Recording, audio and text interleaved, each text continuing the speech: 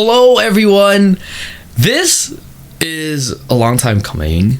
This is long overdue. We actually had filmed an episode a few months ago, and I fucked up so hard because my audio, like literally, it destroyed me because I was so excited for it. And when I was going back to rewatch and re-listen to it, so I'm doing my introduction thing, you started talking and it was nothing. And I almost cried. I was like, where's his voice? But finally, it's just me like, literally, that was it. I was like, are you fucking kidding me? Oh my god, I was so pissed. Anyways, welcome to Breaking Down the Breakdown with me, Steven Diego, and our super duper fucking special guest. We got the actor gamer himself. Introduce yourself, please. hi, my name is Gino Charles Villanueva, and I am the actor gamer on Twitch. I thought you were gonna say, and I'm an actor in LA. There you go. I've been here for 10 years. You may have seen me on Curb Your Enthusiasm. That's it.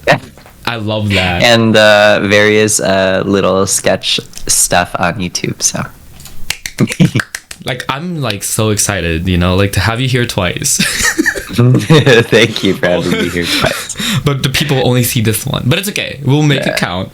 That's fantastic. fine. You could do promotional videos of the old one, and then just put overlay Just voice music. over your shit. We could just say some outlandish stuff, Yeah. and it's clearly not matching with my. I fucking hate Hollywood. I don't know why I'm here. Like, it's like, wow, damn, Gino. Didn't notice how you felt. But, you know, again, thank you so much for doing this with me. It was funny because I was talking to Gino about this, and I asked him, I was like, well, is there something you want to talk about? And he was just kind of like, I just want to be spontaneous. I'm like, okay, cool. So, you know, we're just going to talk about something that I feel is very important for everyone, and it's anal sex. No kidding. I'm kidding. Well, Can you fucking imagine, like, this bitch, this is not what you said he was going to talk about. and then he just start blurting out. No, different lingos, like, oh my god, so, like, what do you know? I'm kidding. well, In all seriousness, though, Gatorade. what? Just kidding. No. Gatorade. I had my eyes closed so I didn't see, and I was like, is that a term I've never heard of before? I'm dead. No. Oh, not the Gatorade. Thanks, that's forever ruined. You're welcome. Yes.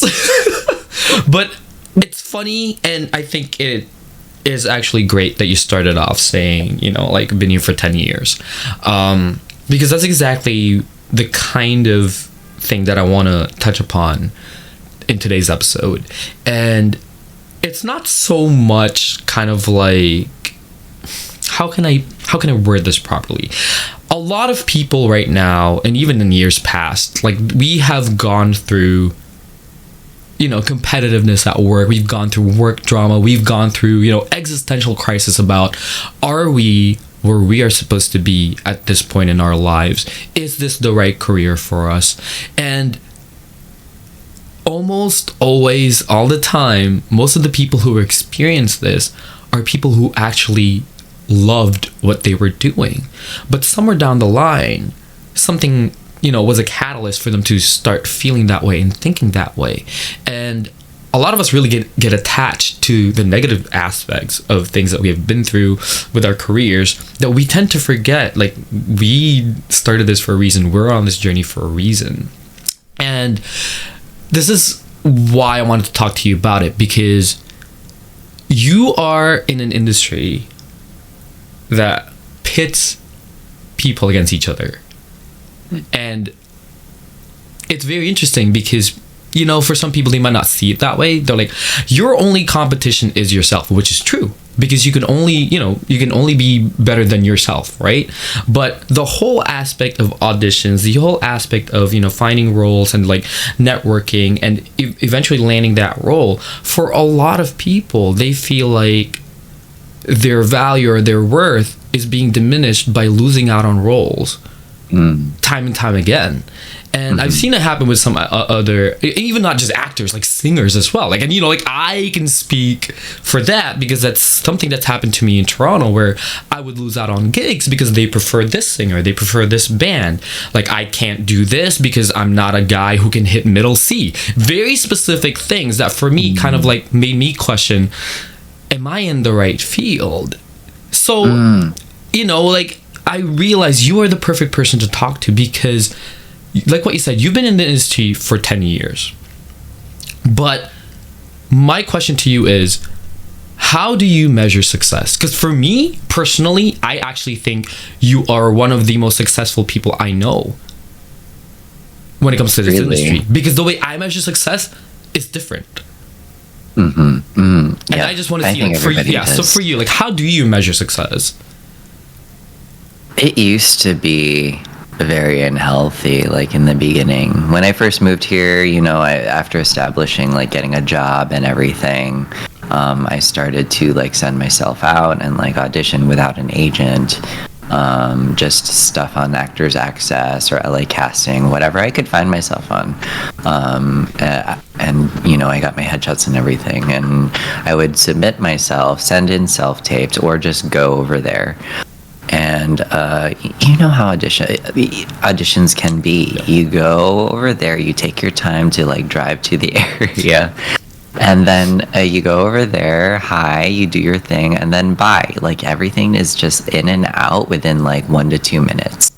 There was one time I, like, trekked myself from the Valley down to Union Station in Los Angeles, like the city of the center, and then went from Los Angeles all the way to Santa Monica through, like, a little tram. And then I got to the place, the casting office in Santa Monica. They said, hi, how are you? Okay, so I'm gonna need you to stand on that mark, smile, okay, put your hands up, now put them back of the palms, profile left, profile right. Thank you so much. That ride over there took like 3 hours.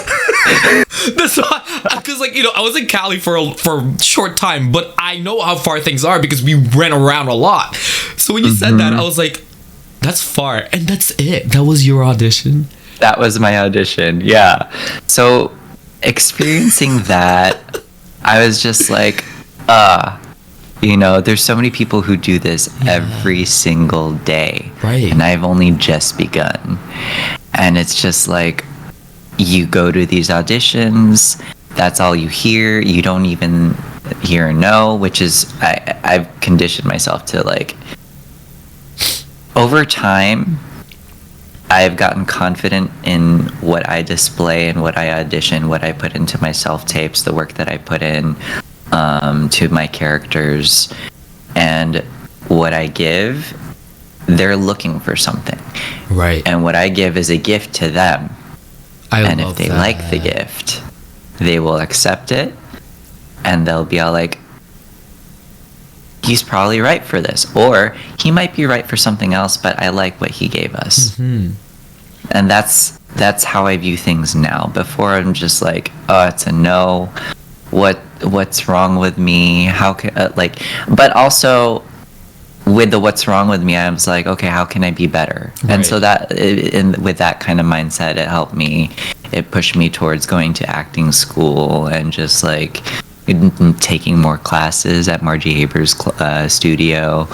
So yeah, so at least something that came out of it, right? Like, and I kind of want to touch up on what you just said in terms of, like, viewing it as a gift. And I think a lot of people who are new to anything that they're doing currently, that requires them to keep giving a lot of themselves for something that's a maybe or something that's a chance. I think this is something that they can take away, because it's exactly what you said, that if they decide to accept that gift, you may not be right for that role, but you've made really important and powerful connections from being turned down on the roles, correct? I think that's what people don't see. Right. They look at, like, especially someone starting out, like, they look at everything at face value and just like, oh, I didn't get chosen, I didn't get the role, I didn't get the part. But, like, if the casting offices are bringing you back, it means that they like what you give. Yes. And that you're going to be in something that they'll be casting for soon. I love that. And that's the mindset that I want to keep, because anything else is just like it can really bring you to a low place. This is I love that. Again, that's something I needed to hear personally, because I'm so good at like being able to see people's worth and what they bring, right? Like for me, like why I said in the beginning, like why I think you're one of the more successful people that I know when it comes to, this whole thing, is the fact that seeing your reel,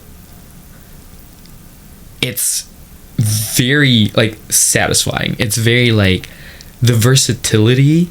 It's one of those things where like throughout the years, and I hope you notice this about your craft as well, it's not that you weren't good before, but there are definitely changes that you've made or things that you've added that it gives us this flair, this kind of like, oh my god, the characterization of each things that you can now bring to the characters that you play. It's it's great. Like I love watching it.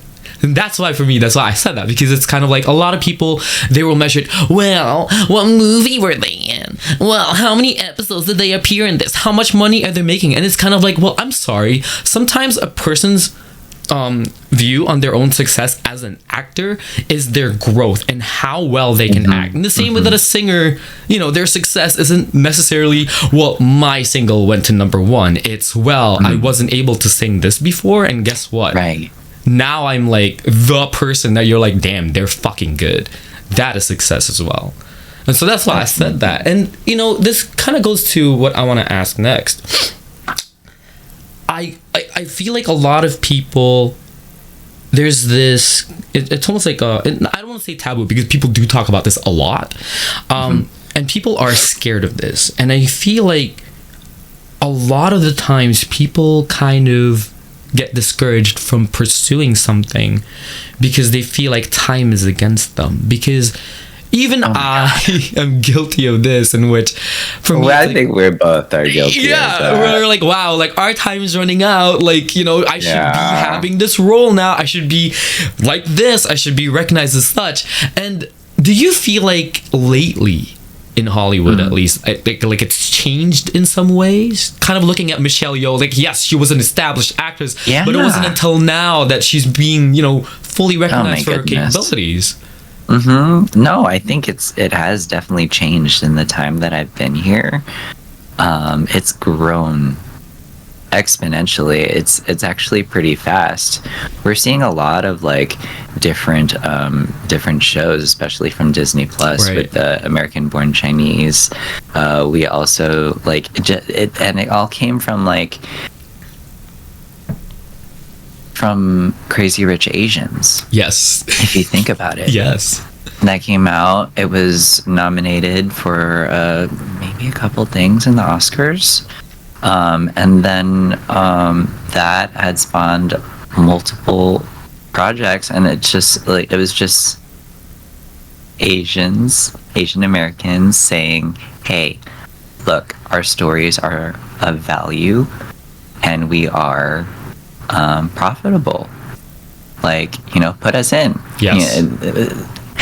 Michelle Yeoh has been working so hard in her career, from her many movies in China and then coming over here. I'm surprised that this is her first lead role. Right. It's, I don't know if you saw this. You probably did, because like you're an actor, so you are in this whole thing. You know everything based on actors, but that whole thing with the James Bond, when she did the interview, right, where she was just kind of like, oh my god, right? Ridiculous. I was just like, why people slept on her for so long, honestly. So long. And she's so like, she has these like, oh my goodness, I'm blanking out on her name. Kate Blanchett qualities. Okay. She has like just this like mystique-ness about her. You know what's very This interesting? elegance, this like regal, like, and when she speaks with so much passion. I Yes. saw that interview and I was just like, oh my god, she's amazing. When she did Crazy Rich Asians, I honestly, for me, I was surprised that her name wasn't even kind of being brought up for at least the Best Supporting Actress nomination, because she brought so much power. You remember? Wait, so I'm so sorry. You remember seeing Chris Aquino in there? Yes. I Oh my was God. so surprised. I saw her and I was like, oh my god, what? representation. I wanted her to be like, Bimbi! That looks. I know so many people. She was opposite of how should we see her Yes, from her Chris it was- Aquino show. I loved Acting. it because, you know, I grew up watching her as an actress. So, right. Feng Shui, hello, right? Yeah. Or Feng Shui. Like, and she's always been a great actress. So to see that embodiment, you know, of like, it wasn't like a cameo. It was like a cameo that would made fucking sense. It was like a la Judi Dench Shakespeare in Love kind of deal, you know? It was great. Right.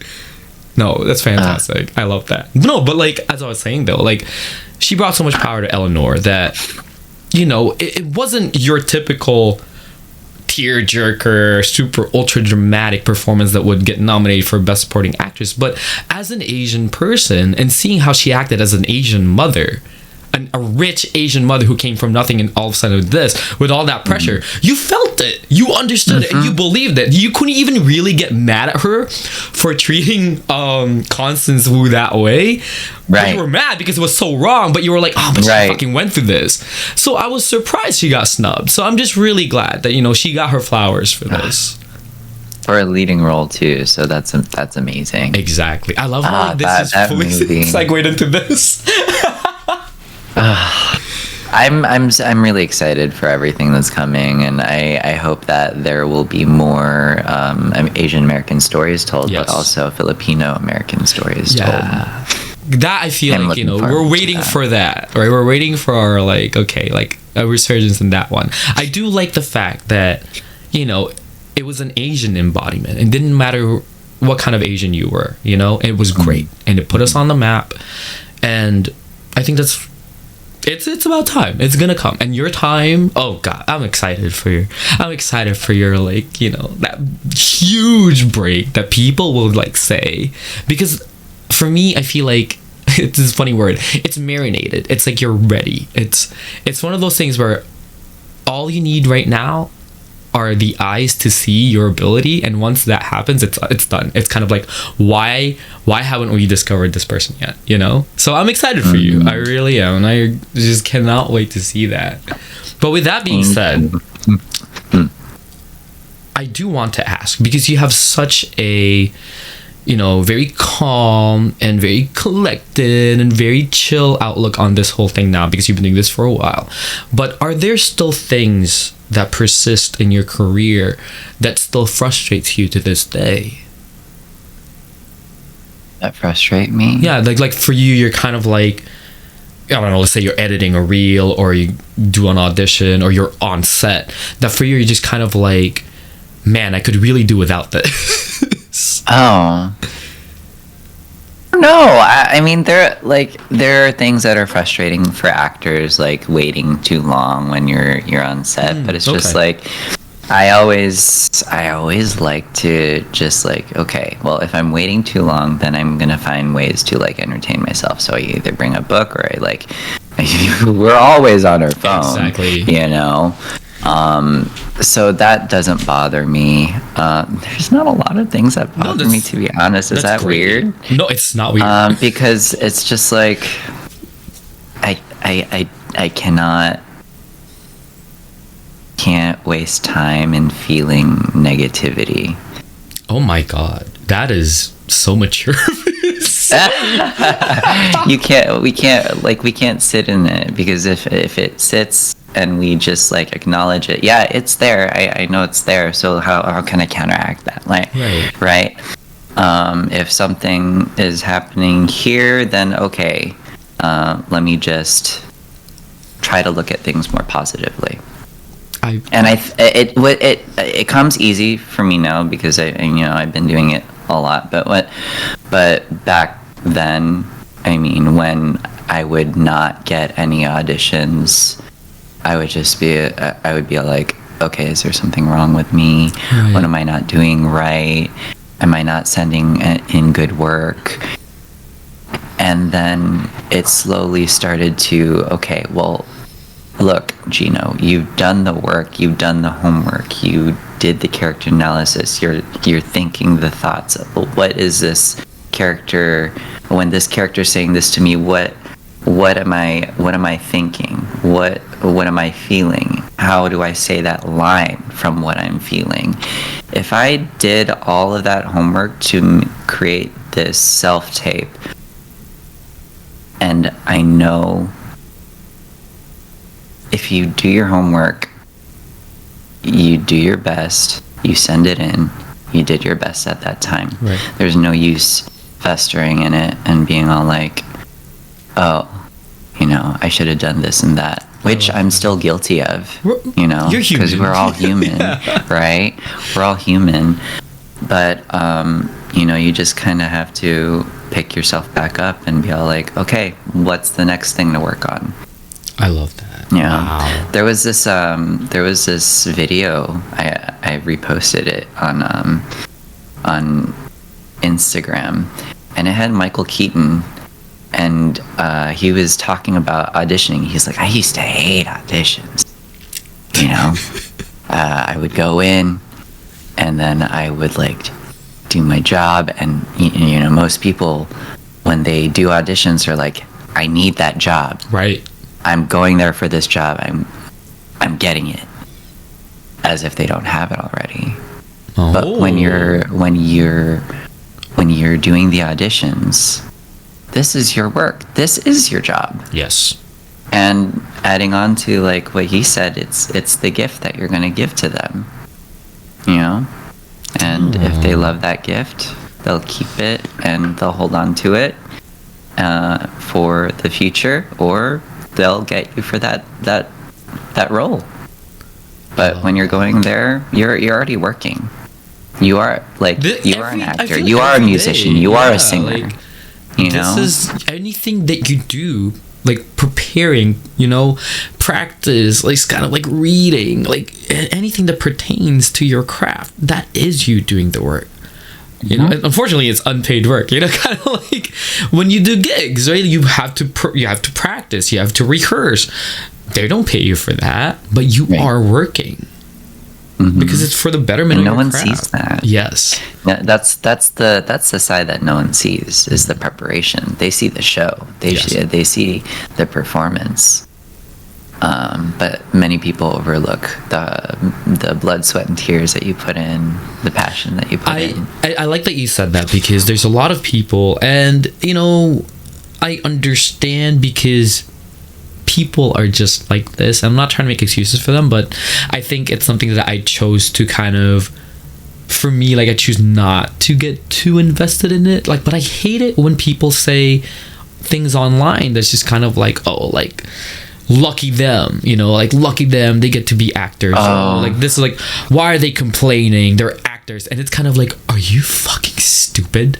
Like, you have a 9-to-5 job, okay? It might be hard work because it's a 9-to-5 job. These people have a 24-hour job, and they'd be lucky if they get any sleep at all. And it's just kind of like that comparison between their lives and other people's lives. They're like, well, they shouldn't be complaining about this. No. They don't understand. And also on the flip side, Lily Gao. Oh my God. Lily Gao. Right?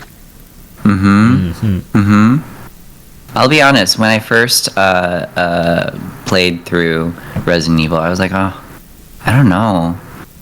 It's not such a different Ada. It's such a different Ada.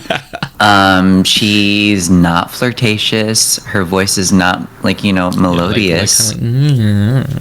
But this is her interpretation, and she had some references as to what inspired her character in Ada. And then the more I heard her, I was just like, I like it. That makes sense. It wouldn't make sense for her to be as like crazy with these lines as Leon is, because he's kind of like, he has those one-liners too where he's kind of ridiculous.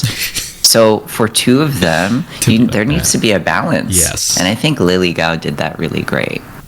And I'm excited for her to do more with the series. That I actually really love this Ada a lot. I've been hearing a lot of people kind of like, obviously at first, going into the game, you expect it's a remake, it's a rework, you expect it to kind of almost be textbook, like this is how they acted, this is how, yes. And so a lot of people at first were taken aback by the difference in personalities, and it's kind of like, bro, it's 2023, it's an update, like people change, personalities change. Exactly. Yeah, that's what people forget, because from Resident Evil 2 to Resident Evil 4, there's like how many year gap? I think like a 7-year gap or 9-year gap. I don't know. A lot, yeah.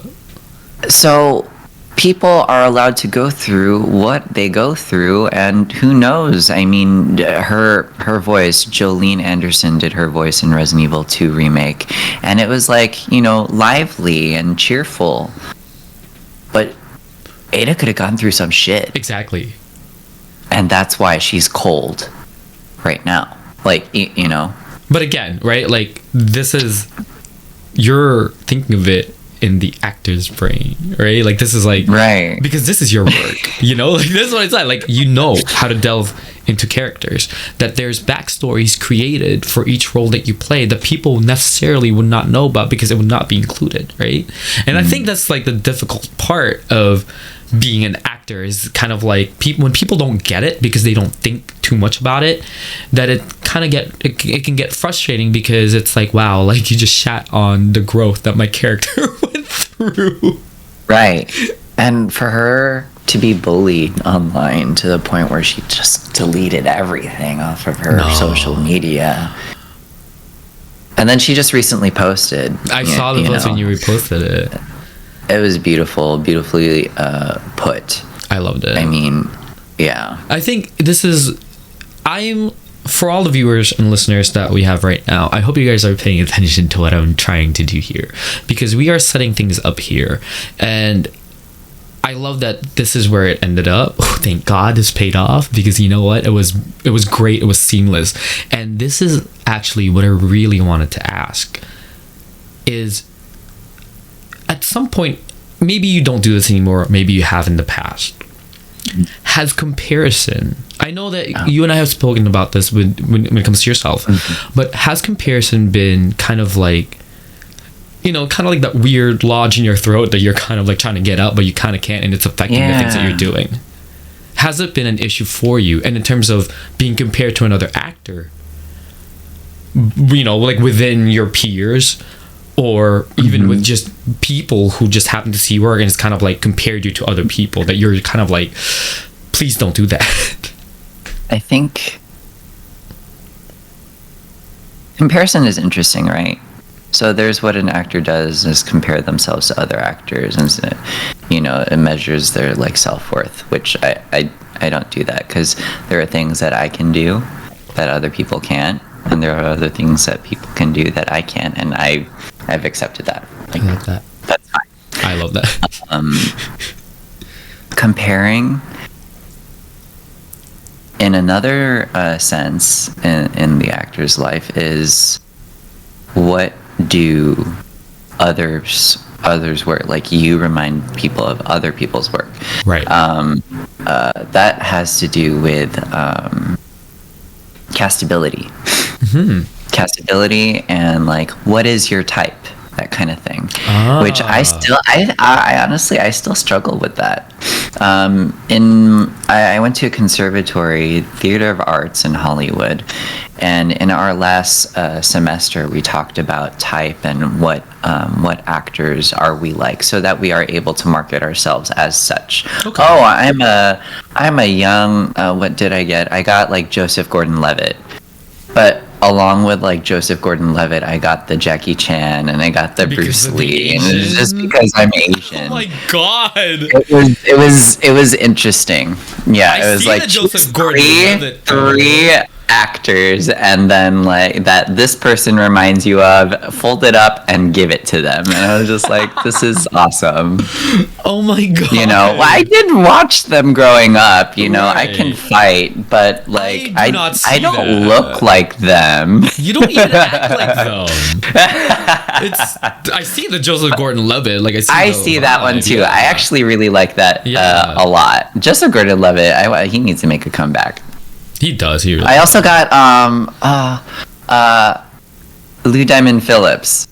It's because she's Filipino and sorry. Yeah.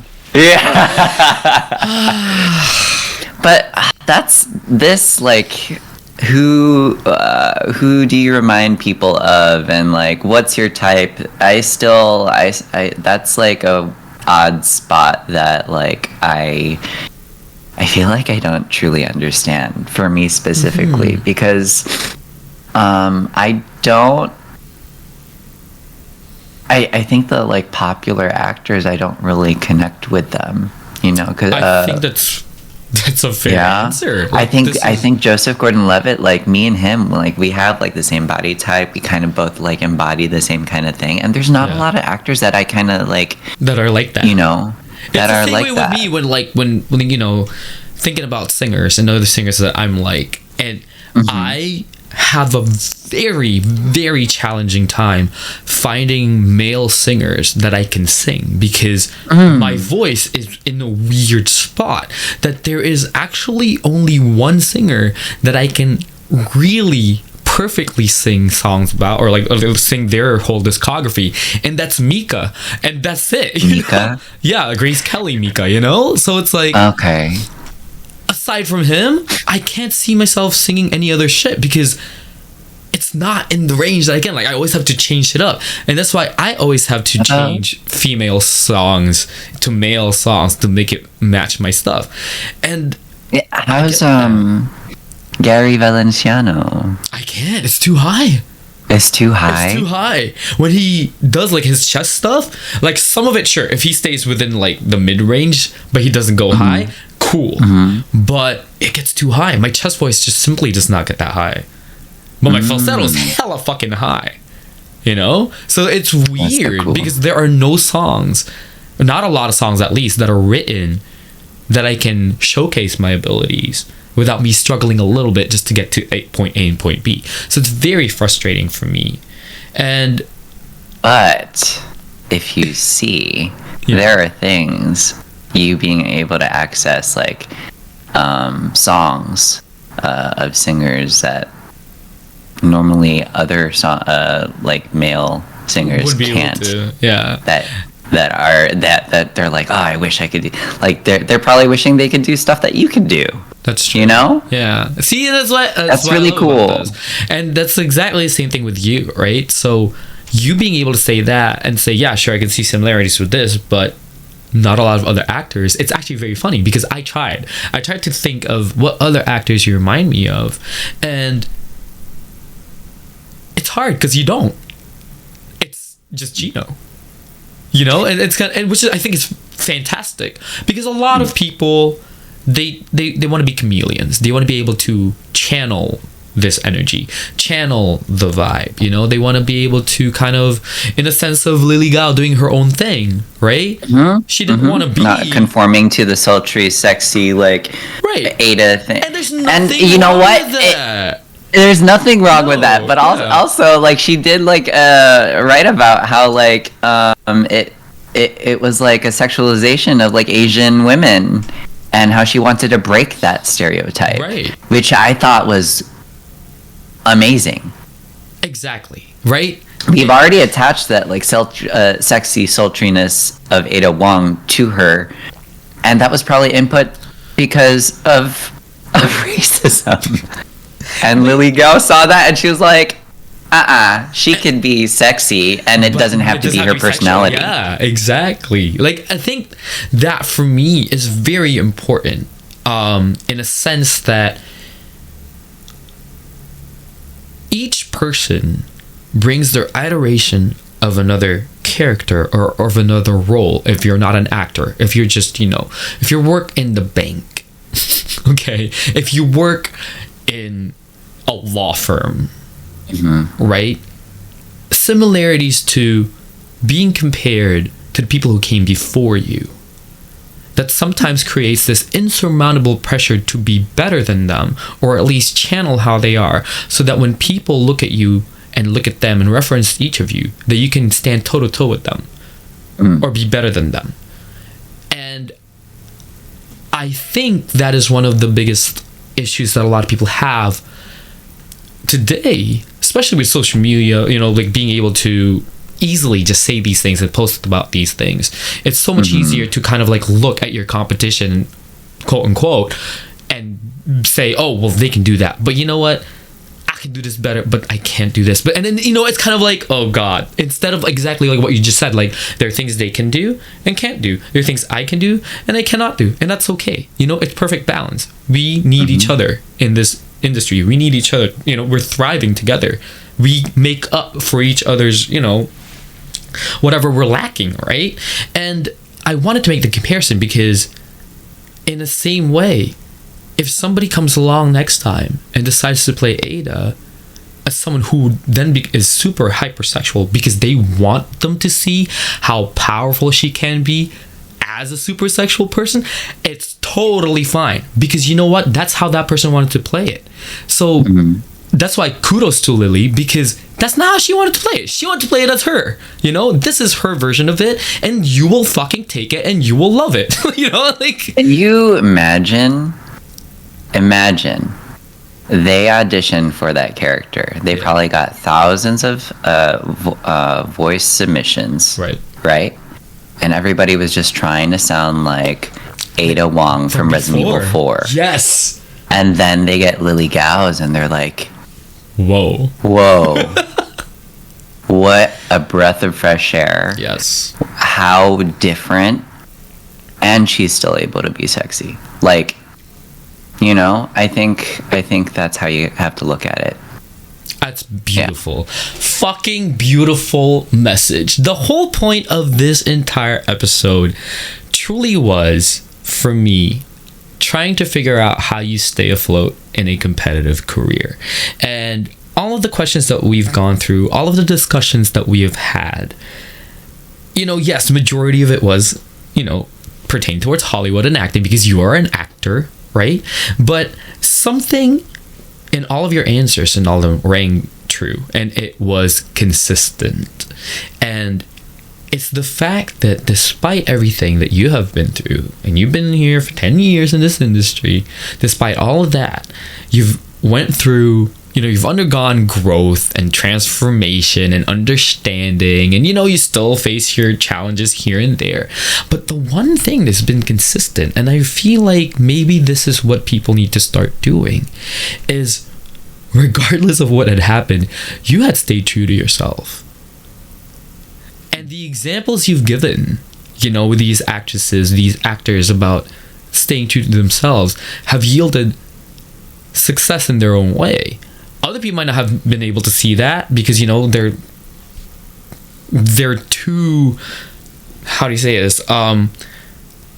They're too stuck in that box that they had decided to put themselves in. And it's unfortunate that because they're miserable in their own box and they can't break away from it, they decide to want to put everybody else in there, right? But being able to stay true to yourself, for me, it felt like it was the key to free yourself from that, to free yourself from anything that would hold you down, from actually achieving your full potential as a person. And I just want to say thank you for bringing that kind of perspective here, because first of all, I need it. Okay, like I have been struggling these past few months. I really needed this, and I'm sure a lot of people out there who are listening right now might not have even realized that this is what they were actually going through. It's growing pains within themselves because they didn't realize they were not being true to themselves anymore, that they started feeling like they were lost. Which leads me to my last question before we go. Has there ever been a point in your life, especially with this career, in which you felt like you were kind of lost and didn't even know who you were anymore? That maybe became the catalyst for this kind of like higher ground thinking, this kind of perspective about everything in your life? I think it's like everything I've done has kind of led to where I am now. And, in the beginning, it was, comparing and like, what am I doing wrong? Right. Like, oh, am I not doing this enough? Like, and they say this a lot at the acting studio that I'm at right now. And it's you are enough.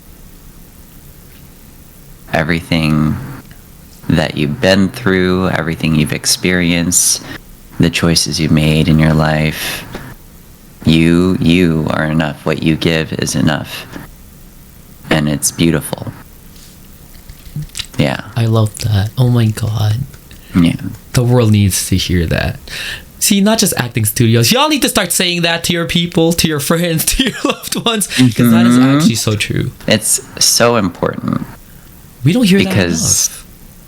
yeah, we're always trying to, sometimes we're trying to be something that we're not. Yeah. But if you're not in line or in touch with, like, you and, like, love you, then you can't, for actors, like, you can't portray something else. Like, you have to be in line. You have to that's the same love way yourself with anybody, inside right? and out, That's right? why this is so timeless, because it doesn't matter what you do. Universal.